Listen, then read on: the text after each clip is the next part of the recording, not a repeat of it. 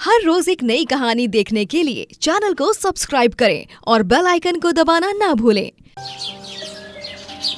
कंचन एक बहुत गरीब लड़की थी। वो अपना घर चलाने के लिए आलू पूरी बेचा करती थी और लोगों को कंचन के हाथ की आलू पूरी बहुत अच्छी भी लगती थी। एक दिन कंचन अपनी दुकान में बैठी होती है, तभी कंचन की दुकान पर गांव का एक आदमी सूरज आता है और वो कंचन से बोलता है, अरे कंचन बहन, जरा मेरे लिए गरम गरम आलू पूरी लगा दो। मोहन भाई, लगता है आज फिर आप भाभी से झगड़ा करके आ गए हो और यहाँ आलू पूरी खा रहे हो। भाई, आप क्यों भाभी से इतना झगड़ा करते हो? कंचन बहन, तुम्हारी भाभी को भी ये अच्छे से पता है कि मुझे तुम्हारी दुकान की आलू पूरी बहुत पसंद है, इसीलिए हर सुबह झगड़ा होता है, तो वो भी कुछ नहीं कहती। क्योंकि अगर मैं यहाँ आकर आलू पूरी खाता हूँ तो तुम्हारी भाभी को मनाने के लिए उसकी पसंद की ही आलू पूरी लेकर भी तो जाता हूँ ना। आप दोनों का प्यार भी अजीब ही है, लेकिन जो भी कहो, आप दोनों को देखकर खुशी तो बहुत होती है कि इतना प्यार करने वाले लोग भी हैं। हमारा उतना ही प्यार है जितना स्वाद तुम्हारी बनाई हुई आलू पूरी में है। अरे गांव भर में हर कोई तुम्हारी आलू पूरी की इतनी तारीफ करता है। मैं तो बस अपनी पूरी मेहनत करती हूँ और गांव वालों को बहुत पसंद आती है। कंचन की आलू पूरी गांव में इतनी फेमस थी कि अगर किसी को भूख ना भी हो तो भी वो आराम से खा लेता था। लगभग गांव में हर कोई कंचन को जानता ही था। ऐसे ही एक दिन महेंद्र नाम का आदमी अपने दो साथी के साथ कंचन की दुकान में आता है।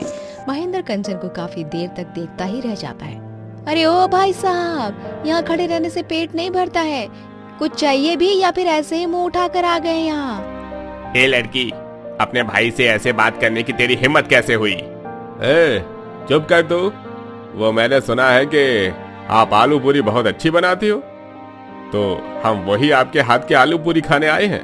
तो ये बोलो ना, आलू पूरी चाहिए। कंचन महेंद्र को आलू पूरी देती है। महेंद्र खा तो आलू पूरी रहा था, लेकिन उसे कंचन काफी ज्यादा पसंद आ जाती है और अब वो हर रोज ही कंचन की दुकान में आने लगता है। ऐसे एक दिन वापस से महेंद्र कंचन की दुकान में जाता है और कंचन से बोलता है, वो मुझे तू बहुत पसंद है, मैं तेरे से शादी करना चाहता हूँ। तुम्हें ऐसा लगता है? हाँ, तो जैसे गुंडे मवाली के साथ मैं शादी करूंगी? अरे बहुत देखा है मैंने, सरपंच का भाई है, इसीलिए हर जगह जाकर अपना रौब दिखाता रहता है ना। तू हमारे भाई को मना नहीं कर सकती है। तू जानती नहीं है कि हम क्या क्या कर सकते हैं। जिंदगी मुश्किल कर देंगे तेरी। मैं तुम लोगों की खोखली धमकी से डरती नहीं हूँ। ऐसी खोखली धमकी से मेरा कुछ नहीं होगा। और अपने भाई को लेकर अगर यहाँ से तुम लोग नहीं गए तो तुम लोगों के लिए बिल्कुल भी ठीक नहीं होगा। कंचन की बात सुनकर महेंद्र अपने साथी के साथ वहाँ से चला जाता है और सब कुछ अपने भाई को बताता है। ये सब जानने के बाद सरपंच को भी बहुत ज्यादा गुस्सा आता है और वो उसी दिन सरपंच की बैठक बैठाता है और वहाँ कंचन को बुलाता है। ये कंचन हमारे गांव का नाम खराब कर रही है।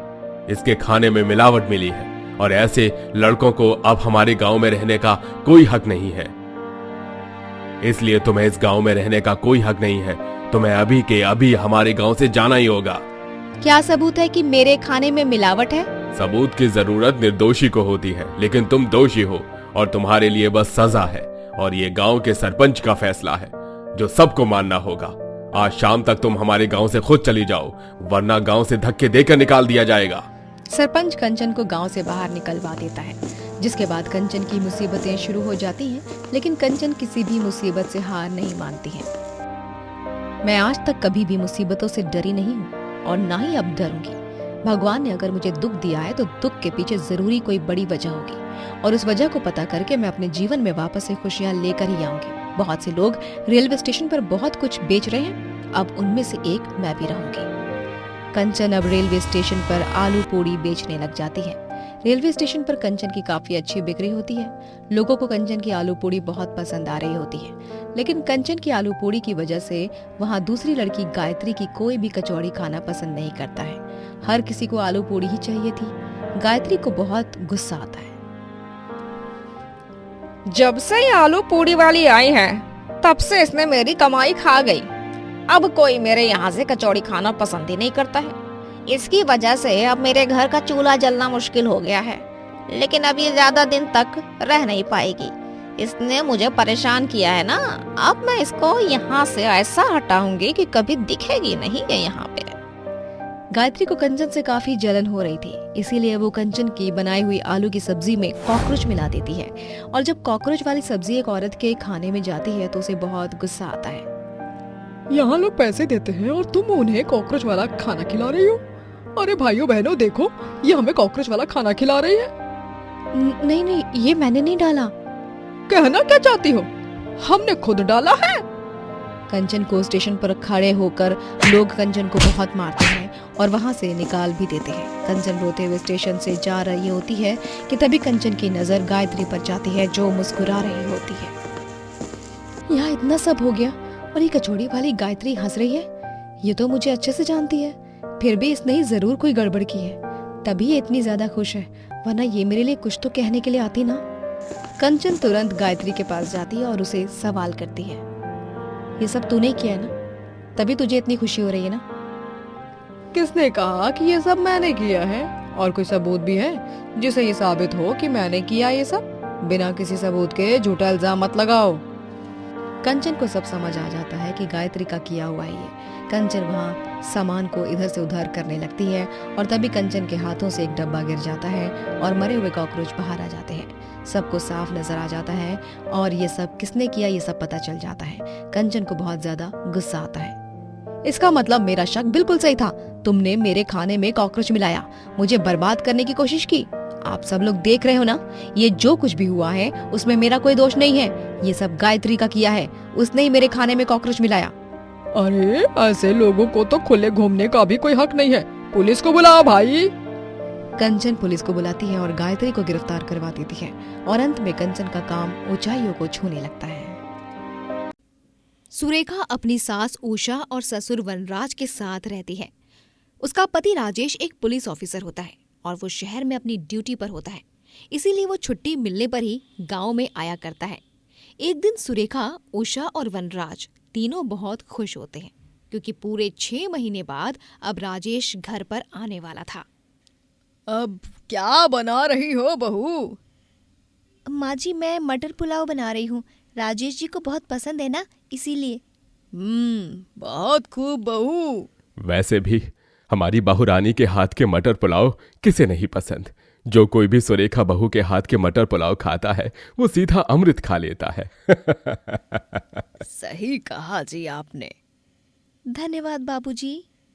काश हम भी शहर में राजेश के पास रह सकते, लेकिन आपकी तबीयत वहाँ खराब हो जाती है, इसीलिए हमें यहाँ गांव में ही रहना पड़ता है जी।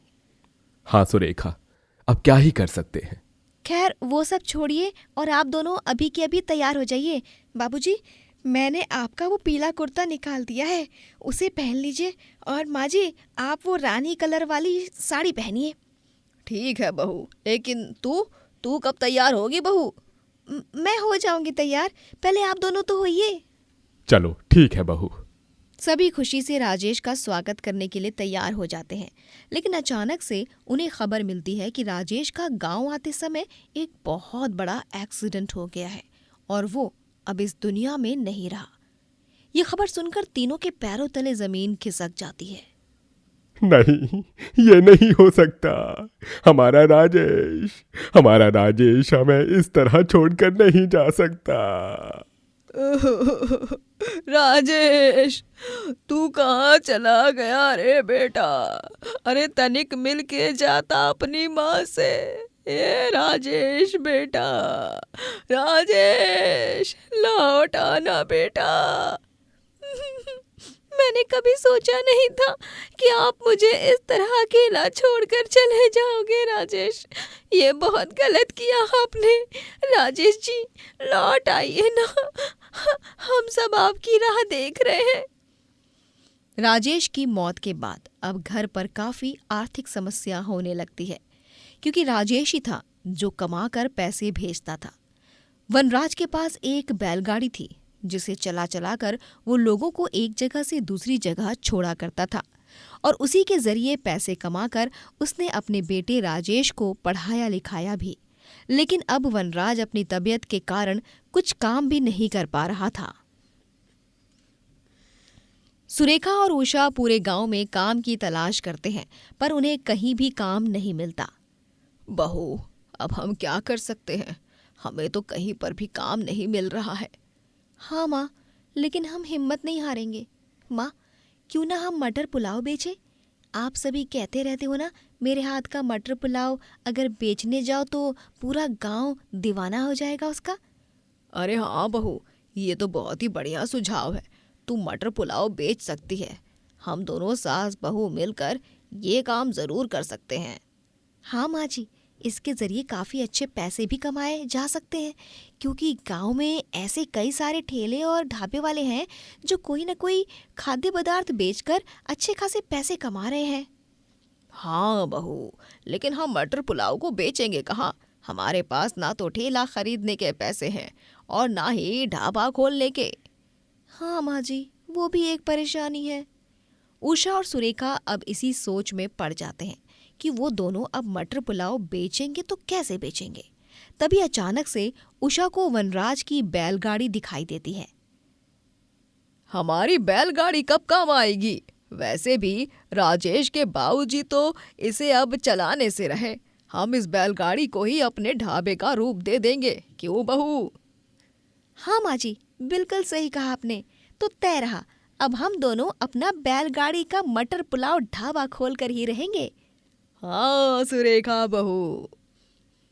उषा और सुरेखा अब बैलगाड़ी को एक ढाबे का रूप दे देते हैं और उस पर सवार होकर मटर पुलाव बेचने लगते हैं, जिसके बाद वो लोग मटर पुलाव खाकर उनकी खूब तारीफ करते हैं। वाह वाह, क्या मटर पुलाव है, सच में इसका स्वाद एकदम अमृत समान है। इस मटर पुलाव से मुझे मेरी नानी की याद आ गई। वो भी बिल्कुल ऐसे ही मटर पुलाव बनाया करती थी। आज के इस मिलावट वाले ज़माने में ऐसे मटर पुलाव खाने को मिलना मानो रेगिस्तान में पानी मिलने के बराबर हो चुका है। बहुत खूब, सच में कमाल का बनाया है। आपका बहुत बहुत धन्यवाद भाई साहब। उषा और सुरेखा दोनों का मटर पुलाव का ये छोटा सा कारोबार बहुत अच्छे से चलने लगता है, लेकिन इनके इस कारोबार के कारण गांव के अन्य ढाबे वालों को तकलीफ होने लगती है, क्योंकि उनके पास ग्राहकों का आना जाना बहुत कम हो जाता है और सभी गांव वाले बस उषा और सुरेखा के मटर पुलाव को ही खाते रहते हैं। इन दोनों सास बहू ने हमारे नाक में दम करके रख दिया है। और नहीं तो क्या, हमें इनके बैलगाड़ी मटर पुलाव ढाबे को बर्बाद करना होगा। लेकिन हम वो करेंगे कैसे? आज ही हम उन दोनों की बैलगाड़ी चुरा लेंगे। बैलगाड़ी के बगैर वो दोनों मटर पुलाव बेच ही नहीं पाएंगी। बिल्कुल सही कहा। उसके बाद वो तीनों क्रूर ढाबे वाले अब उषा और सुरेखा की बैलगाड़ी चुरा लेते हैं और उसे कहीं छुपा देते हैं, जिसके बाद अपनी बैलगाड़ी गायब होने पर दोनों काफी चिंतित हो जाती हैं। हे भगवान, अब हम क्या करें बहू? बैलगाड़ी के बिना हम मटर पुलाव बेचेंगे कहाँ? हमारे पास जितने पैसे इकट्ठा हुए थे, हमने सारे जरूरी चीजों में तो खर्च कर दिए। आप चिंता मत कीजिए माँ जी, हम यहीं पर हिम्मत नहीं हार सकते हैं। गांव वालों को हमारा मटर पुलाव पसंद आने लगा है और हमें गांव वालों के लिए तो ये मटर पुलाव बेचना ही होगा। हम चाहे मटर पुलाव को अब बैलगाड़ी पर बेचें या उन्हीं सड़क पर, वो हमारे मटर पुलाव को खाने जरूर आएंगे। हाँ बहू, तूने ये बात तो सही कही है। सुरेखा और उषा अब सड़क पर ही मटर पुलाव बेचते हैं और तभी गांव वाले उनके मटर पुलाव को खाने आ जाते हैं।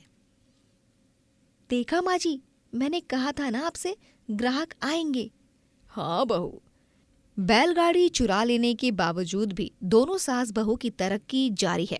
ये देखकर उन तीनों ढाबे वालों की जलन बढ़ जाती है और अब वो तीनों चुपके से सास बहू के मटर पुलाव में मिर्च पाउडर मिला देते हैं, जिसके बाद वो मटर पुलाव खाने पर ग्राहकों को काफी तीखा लगता है और वो उससे खाने से मना कर देते हैं।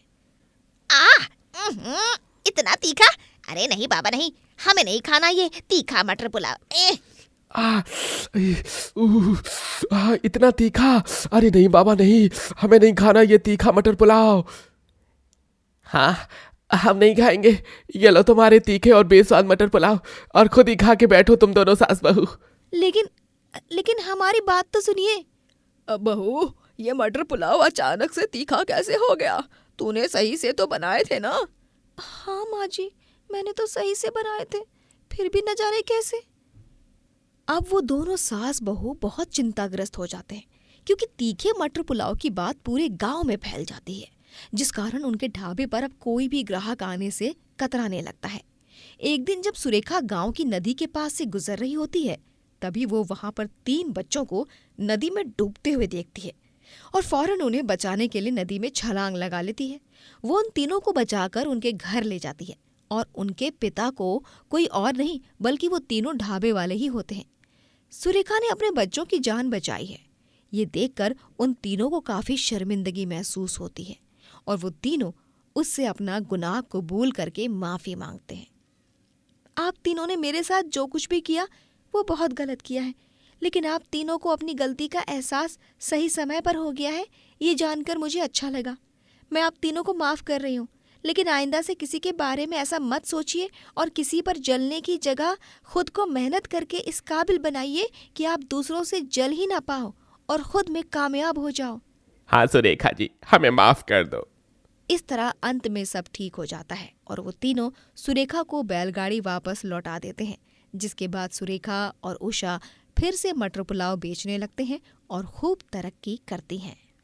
दोस्तों, अगर आपको ये कहानी पसंद आई तो लाइक करें, शेयर करें और कमेंट करके बताएं कि कहानी में आपको सबसे अच्छा क्या लगा।